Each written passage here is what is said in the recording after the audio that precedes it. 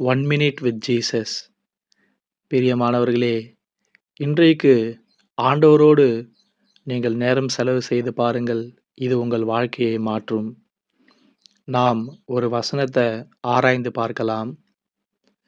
யாக்கோபு 4ஆம் அதிகாரம் 8ஆம் வசனம். தேவனிடத்தில் சேருங்கள், அப்பொழுது அவர் உங்களிடத்தில் சேருவார். பாவிகளே, உங்கள் கைகளை சுத்திகரியுங்கள், இருமனமுள்ளவர்களே, உங்கள் இதயங்களை பரிசுத்தமாக்குங்கள்.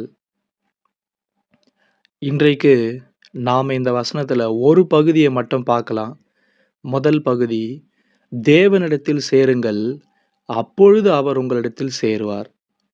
அடுத்த வாரம், பாவிகளே, உங்கள் கைகளை சுத்திகரியுங்கள் என்பதை குறித்து நாம் பார்க்கலாம். இன்றைக்கு ஆண்டவர் உங்களை பார்த்து சொல்லுகிறார், தேவனிடத்தில் சேருங்கள், அப்பொழுது அவர் உங்களிடத்தில் சேருவார். பிரியமானவர்களே, நீங்கள் ஆண்டவரை விட்டு ரொம்ப தூரம் போயிட்டீங்களா? சண்டே சர்வீஸுக்கு கூட நீங்கள் சர்ச்சுக்கு போகிறது இல்லையா? உங்களுக்கு ஆண்டவர் மேலே ரொம்ப வெறுப்பு வந்துருச்சா? ரொம்ப மனம் சோர்ந்து போயிட்டீங்களா? கவலைப்படாதீங்க. இன்னைக்கு ஆண்டவர் உங்களை மறுபடியும் அழைக்கிறார். தேவனிடத்தில் சேருங்கள், அப்பொழுது அவர் உங்களிடத்தில் சேருவார். பிரியமானவர்களே, நாம் இந்த பூமியில் எந்த காரியம் செய்தாலும் நமக்கு திருப்தியே இருக்காது. ஆண்டவர் சொல்கிற காரியங்களை செய்யும்போது தான் நமக்கு திருப்தி இருக்கும். நீங்கள் ஆண்டவர் விட்டு தூரமாக போயிட்டீங்கன்னா உங்களுக்கு எந்த காரியத்திலையும் ஒரு சமாதானமே இருக்காது.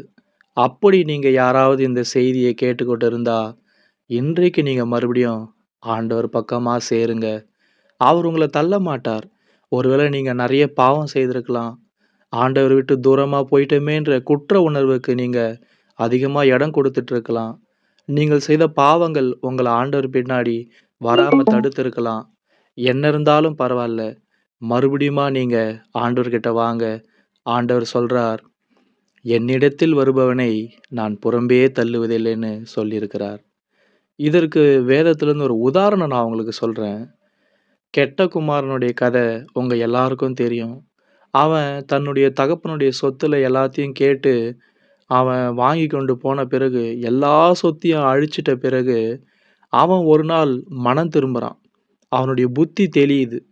அப்போ அவன் என்ன சொல்கிறான், நான் என் தகப்பனிடத்தில் எழுந்து போவேன் அப்படின்னு சொல்லி அந்த தகப்பனிடத்தில் வரும்போது, அந்த தகப்பன் அவன் எப்போ வருவான்னு காத்து கொண்டு இருந்தார் தானே. அப்படி ஆண்டவர் உங்களுக்காக இன்னைக்கு காத்து கொண்டு இருக்கிறார். நீங்கள் எல்லா கவலைகளையும் பாரங்களையும் ஆண்டவர் மேலே வச்சுட்டு, நீங்கள் செய்த பாவங்கள் எல்லாத்தையும் ஆண்டவர்கிட்ட மறந்துட்டு அவரிடத்துல வாங்க.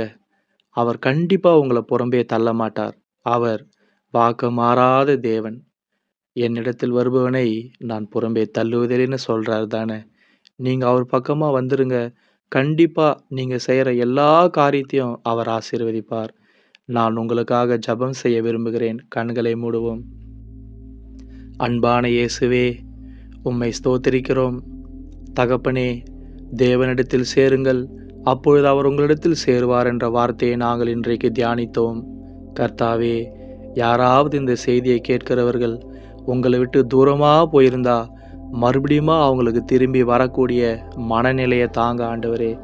செய்த பாவங்கள் எல்லாவற்றுக்காகவும் கர்த்தரிடத்தில் மன்னிப்பு கேட்டு மனம் திரும்பி உம்மிடத்தில் வர எல்லாருக்கும் உதவி செய்யும். ஒருவராகிலும் வாழ்க்கையில் தவறான முடிவுகள் எடுத்து விடாதபடிக்கு பாதுகாத்து கொள்ளும். இதை பார்க்கிற வாலிபர்கள், சகோதர சகோதரிகள் எல்லோரையும் ஆசீர்வதியும் ஆண்டவரே. உம்முடைய கரங்களில் ஒப்பு கொடுக்கிறோம். இயேசுவின் நாமத்தில் வேண்டிக் கொள்கிறோம், அன்பின் பரலோக பிதாவே.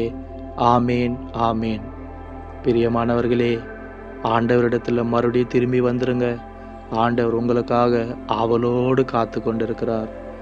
கவலைப்படாதிருங்கள். உங்களுடைய ஜெப குறிப்புகளை எனக்கு கமெண்ட் செக்ஷனில் சொல்லுங்கள். நானும் உங்களுக்காக ஜெபம் செய்கிறேன். மற்றும் ப்ரே வித் ஜாய்சன்னு சொல்லி நம்முடைய இன்னொரு சேனல் இருக்குது. அதையும் சப்ஸ்கிரைப் பண்ணிக்கோங்க. கர்த்தர் உங்களை ஆசீர்வதிப்பாராக.